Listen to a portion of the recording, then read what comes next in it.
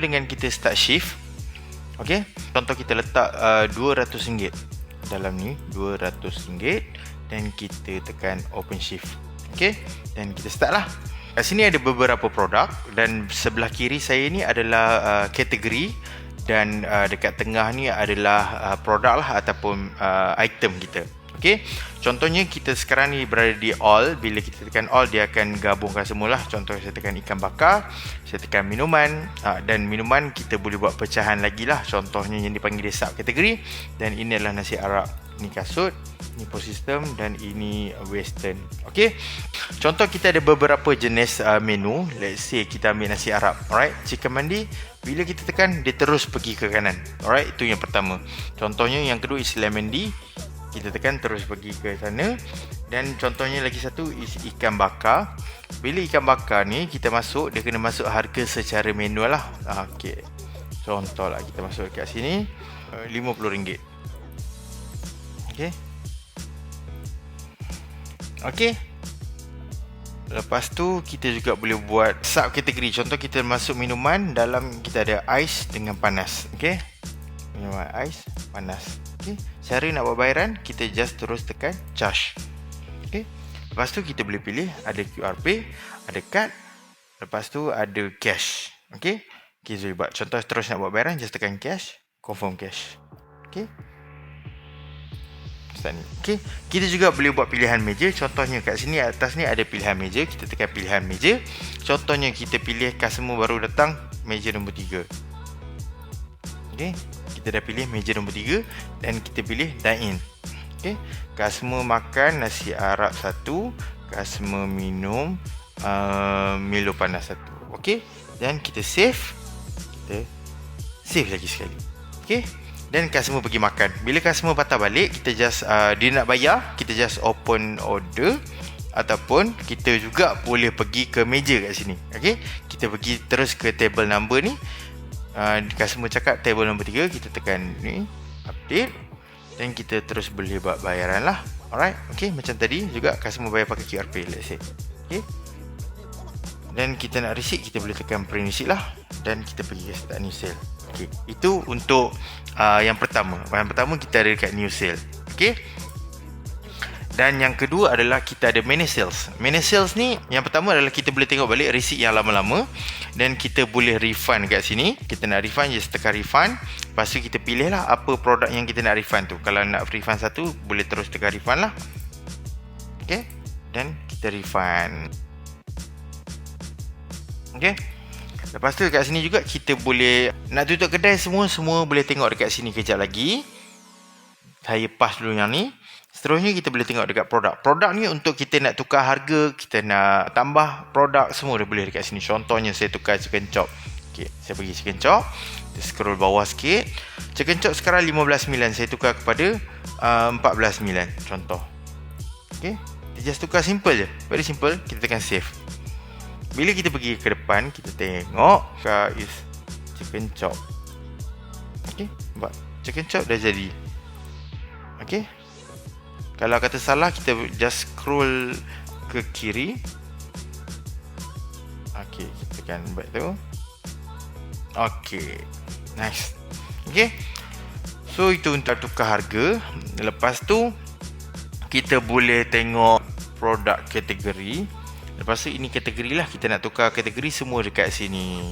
Okey, lepas tu khas untuk pengguna-pengguna app Smart Cashier saja, kita juga ada inventory.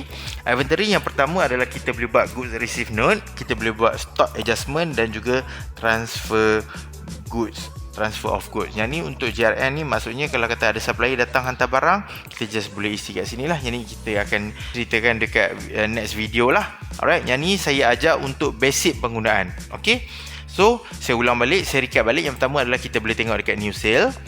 Okay, lepas tu kita boleh tengok dekat manage sales. Yang ni kita boleh tengok receipt, dan juga cash management, duit nak closing lah. Dan juga kita boleh tengok produk untuk kita tukar harga, dan tambah produk dekat sini jugalah. Alright, cara nak tambah produk, hanya letak nama produk. Contohlah, let's say saya letak A. Okay, lepas tu A ni duduk dalam kategori ikan bakar. Okay, contoh. Okay, lepas tu harga A ni adalah RM20.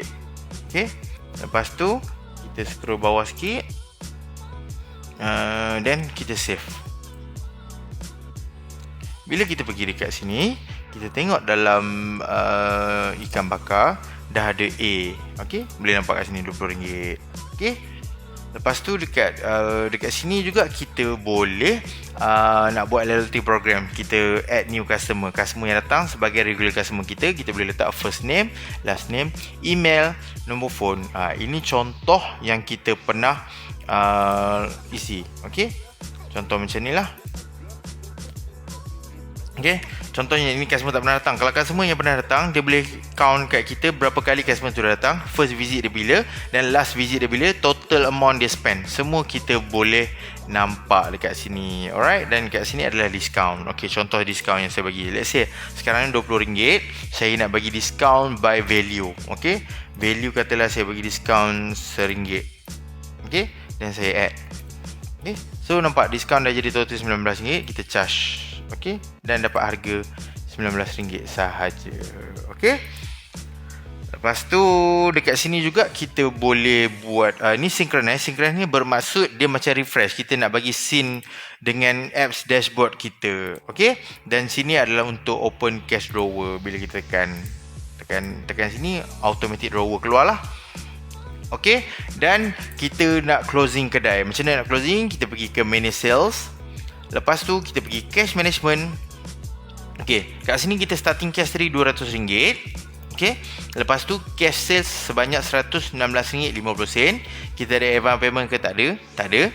Cash credit sentiment pun tak ada. Cash refund, tadi saya refund untuk QR, bukan cash, so dia tak ada. Okay, lepas tu kita ada pay in pay out. Pay in pay out ni apa function dia? Okay, ni saya bagi satu contoh. Okay, drawer transaction. Lepas tu katakanlah saya nak guna, saya beli gas berharga RM30. Okay, lepas tu reason ni kita just letak others. Note ni kita boleh tulis kat sini. Alright, beli gas.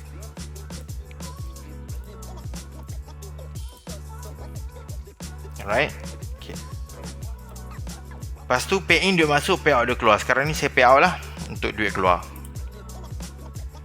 Okay, so kat sini kita boleh nampak saya guna atas nama admin lah. Kalau kata anda guna nama staff, boleh guna nama staff lah. Contohnya Ali beli gas, kita nampak lah.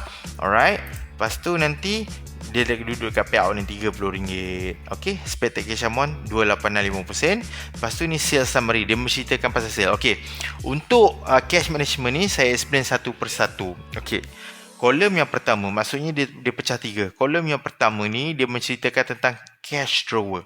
Alright, so starting cash 200, cash sales RM116.50, advance payment tak ada, cash credit sentiment pun tak ada, cash refund pun tak ada, pay in tak ada, pay out duit keluar RM30, dan expected cash amount 28650%. Alright, itu yang pertama. Yang kedua adalah dia berceritakan tentang sales. Alright, menceritakan tentang sales. Alright, gross sales kita 139, lepas tu ada refund RM19, lepas tu ada discount RM1, credit note tak ada, net sale total RM119. Okay, dan bawah ni dia tolong ceritakan ke kita, dia buat pecahan, dia tolong filter ke kita QR berapa, cash berapa. Dan ini adalah payment type wise refund. Dia tunjuk refund tadi ada RM19. Okay, kalau kata okay, shift N.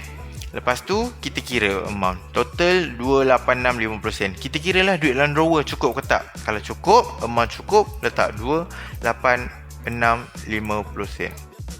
Okay, so different tak adalah. Contoh lah kita kira-kira ada RM200 sahaja contoh. So dia tunjuk lah short kat situ RM80.50. Okay, tapi tak nak, saya nak letak ngam-ngam 28650%. Okay, lepas tu yang ni kita boleh print report. Dia akan keluar simple report lah. Dan ini adalah kita punya kitchen order lah. Kalau kata kita nak reset, kita just klik sajalah dan kita off dari kita close. Okay, itu sahaja untuk Smart Cashier POS.